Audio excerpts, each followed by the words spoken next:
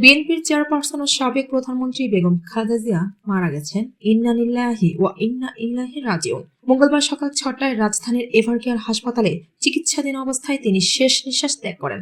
মৃত্যুকালে তার বয়স হয়েছিল ৮০ বছর। এর আগে সাবেক প্রধানমন্ত্রী খালেদা জিয়াকে গেল ২৩ নভেম্বর বসুন্ধরা এভারকেয়ার হাসপাতালে ভর্তি করা হয়। ২৭ নভেম্বর তার ফুসফুসের সংক্রমণ দেখা দিলে কেবিন থেকে ক্রিটিক্যাল কেয়ার ইউনিটে স্থানান্তর করা হয়। ৮০ বছর বয়সী খালেদা জিয়াকে বিভিন্ন জটিল ও দীর্ঘস্থায়ী স্বাস্থ্য সমস্যায় ভুগছিলেন।